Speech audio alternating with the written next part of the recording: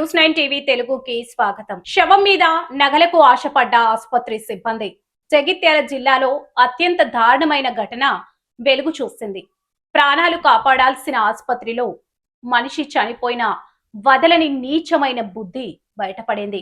శవంపై ఉన్న బంగారు నగలను మాయం చేసిన ఆసుపత్రి సిబ్బంది నిర్వాహకం ఇప్పుడు జిల్లా వ్యాప్తంగా కలకలం రేపుతుంది. దీనికి సంబంధించి మరిన్ని వివరాలు ఇప్పుడు చూద్దాం.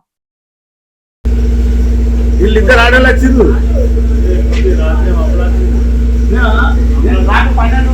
నేను డ్యూటీకైనా మానల దిక్కు అప్పుడు ఐసోలేషన్ ఉన్న వాళ్ళు ఎవరు చక్కగా ఇంటికి సత్యనారాయణ వెళ్ళిపోతారు.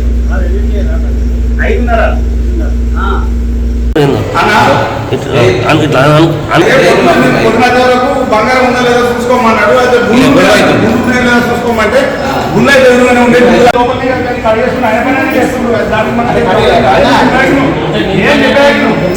జగిత్యాల జిల్లా కేంద్రంలో ఒక ప్రైవేట్ క్రిటికల్ కేర్ ఆసుపత్రి ఈ దారుణం చోటు చేసుకుంది. కొడింద్యాల మండలం నాచుపల్లి గ్రామానికి చెందిన ఓ మహిళ అనారోగ్య కారణంగా బుధవారం జిల్లా కేంద్రంలోని క్రిటికల్ కేర్ ఆసుపత్రిలో చేరారు. పరిస్థితి విషమించడంతో ఆమె ఈ రోజు ఉదయం చికిత్స పొందుతూ మృతి చెందారు.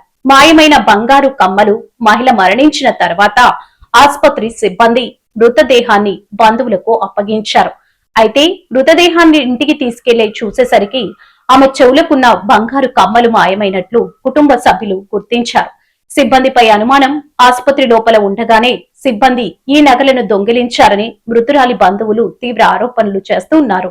ఆసుపత్రి వద్ద ఆందోళన. తమకు న్యాయం చేయాలంటూ బంధువులు ఆసుపత్రి ముందు ఆందోళనకు దిగారు. బాధ్యులపై కఠిన చర్యలు తీసుకోవాలని డిమాండ్ చేస్తున్నారు.